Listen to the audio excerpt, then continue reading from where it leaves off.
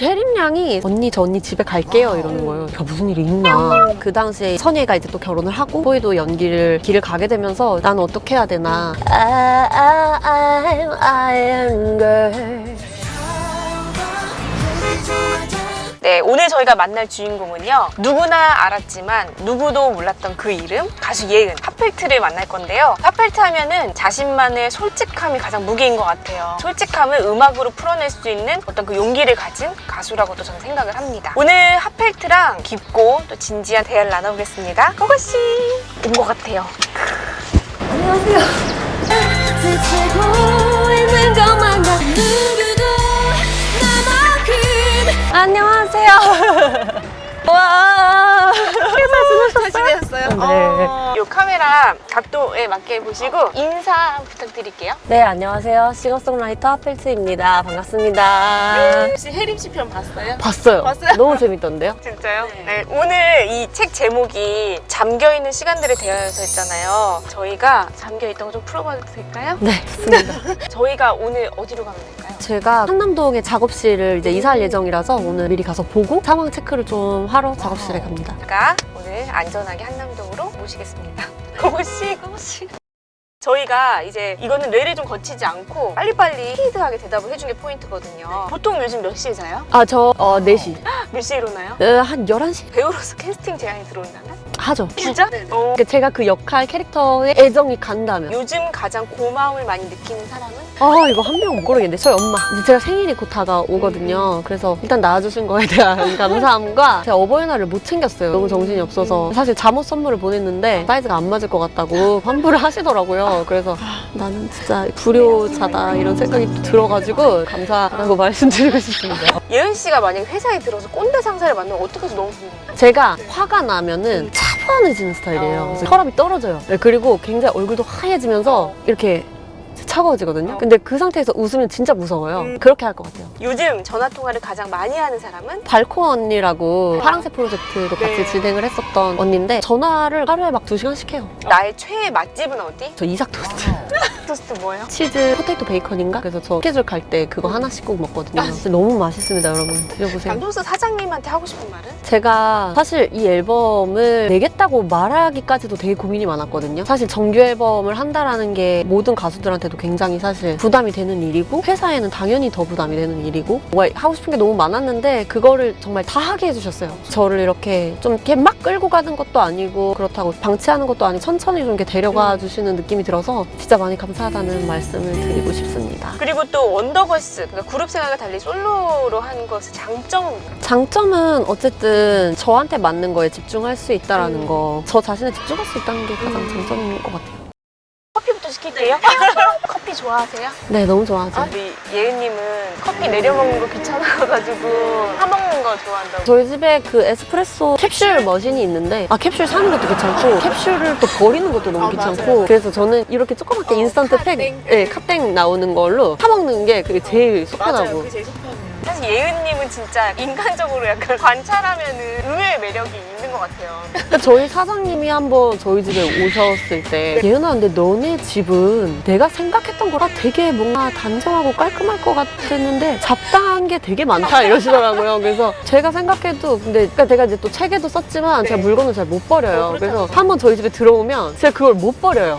진짜 버려야 된다 하면서 못 버린 대표적인 게 어떤 거예요? 뭐 엄마가 보내주는 반찬들. 엄마가 어쨌든 맛있게 해서 보내준 건데 제가 잘 안 먹으면 이제 멸치가 이제 하얗게 피어난 것들 있잖아요. 어떻게 할 수가 없는 거예요. 그래서 그런 게 한 1년 있다가 한테 예은이는 어떤 딸, 동생, 누나 어떤 사람이에요? 원래 걱정 안 시키는 딸이었거든요. 한 27년 정도 걱정 안 시키는 딸이었는데 갑자기 지금 엄마한테 굉장히 눈에 밟히는 딸이 좀 돼가지고 엄마가 좀 걱정을 하시긴 하는데 그래도 엄마한테는 조금 뭔가 다 털어놓고 상담할 수 있는 딸? 진짜 커요. 이거 어떡하지? 잘 먹겠습니다. 출발하면 가볼게요. 너무 맛있어요. 열 몇 살 때 데뷔한 거죠? 19살. 연습생이 처음에 된 거는요? 딱 18살 말쯤에 이제 오디션을 통과를 해서 바로 데뷔를 했죠. 네, 한 3개월 만에. 인생 역전에 드라마를 쓰셨네요. 또 얼마 전에 혜림 씨가 되게 중대 발표를 했잖아요. 알고 있었죠? 알고 있었죠. 혜림 양이 사실 전 작년부터 알고 있었는데 작년에 갑자기 언니 저 언니 집에 갈게요 이러는 거예요. 와 무슨 일이 있나. 뭔가 일적인 문제라고 생각을 했어요. 그냥 더 안 물어봤거든요. 일단 만나서 얘기를 해야 될 것 같다고. 저 왜, 너 무슨 일 있어? 이랬더니 난 언니가 알 줄 알았는데 이러는 거예요. 뭐를? 결혼한대요. 그래서 그거면 너무 다행이지. 그럼 너무 다행이지. 근데 저한테는 좀 물깔 내놓은 애 같아가지고 결혼이라 해서 너무 축하한다. 이번에 다시 만나서 오빠랑 얘기를 잘 해봤는데 언니가 해주는 게 가장 좋을 것 같다고. 그래서 알겠어. 뭔가 어느 정도 만들었어요? 아니요, 아직. 저는 약간 삘이 올 때. 근데 이게 너무 좀 딥한 생각이긴 한데, 이 방향으로 안 쓸 수도 있어요. 근데 신민철이고 우혜림이니까. 신우 이 두 글자가 좋아가지고, 신 하면 믿을 신, 신뢰할 때 신 이런 느낌이 있고, 우 하면 약간 그 친구 할 때 우자 느낌 있잖아요. 뭔가 믿을 수 있는 친구 같은 좀 그런 결혼 생활을 했으면 좋겠다라는 거를 좀 풀어보고 싶다는 생각을 했는데 고민 중입니다. 사실 저 진짜 예은 씨 노래 진짜 좋아하는 거 많은데 제일 좋아하는 곡은 좀 실망하실 수도 있는데 저 아이엠 걸 제일 좋아해요. 아이언걸? 전혀 실망스럽지 않은데요? 100번은 넘게 부른 것 같아요. 되게 좋아해서. 네. 그 곡 좋아해 주시는 분들이 진짜 많으세요. 저와 같은 팬분들을 위해서 아이엠 걸 요청드려도 될까요? 아, 네. 무쇠같이 단단한 팔, 강철 같은 다리. I'm iron girl. 찌를 테면 찔러봐, 멋대로 퍼부어봐. I'm iron girl. 사람들은 말하지 넌 껍데기일 뿐이라고. But now you see me naked on the ground. 사람들은 말하지 넌 겁쟁일 뿐이라고. But now you see me naked on the ground. I am my iron girl. Iron girl. I'll be alive, will survive. 주인공은 never die. I'm iron girl. 감사합니다. 또 부르니까 그 썼을 때 감정이 되게 확. 어떤 감정으로 썼는지 또 궁금해요. 제가 아이언맨 3를 보고 쓴 곡이에요. 아이언맨이 어쨌든 뭐 1탄, 2탄 뭐 늘 멋있어지긴 하지만 3탄에서는 진짜 다 잃거든요. 근데 집이 파가 되고 어떻게 마지막 남은 수트를 하나 입고 텍사스에 떨어지는데 고장이 나요. 그래서 다 잃었고 더 이상 못하겠어. 내가 가진 수트도 다 잃어버렸어. 절망을 하는데 거기서 꼬마 친구를 만나거든요. 이 아이언맨의 팬인 친구들이 약간 기계 만지는 걸 좋아하고 천재적인 소년인데 근데 토니 당신은 정비공이잖아요. 수트가 없으면 만들면 되잖아. 이렇게 얘기를 하는 거예요. 그거에 딱 꽂힌 거예요, 제가. 토니 스타크가 다시 이제 고철 같은 거 막 가져와가지고 이제 수트를 새로 만들게 되는 그런 내용인데 저도 이제 그 당시에 선예가 이제 또 결혼을 하고 또 이제 소희도 길을 가게 되면서 이제 원더걸스가 중간에 한번 또 멈춰지는 시간이었어요. 나는 어떻게 해야 되나 그런 고민을 할 때였는데 나는 이제 곡을 만드는 사람이니까 이제 내가 곡을 만들면 되지. 어떻게 보면 제 첫 핫펠트의 시작점이 된 곡. 그래서 이제 위니 앨범의 딱 첫 번째 트랙에 들어있는 곡이고. 너무 신기한데요? 근데 저는 그거 읽으면 솔직히 감정이 과잉일 수도 있지만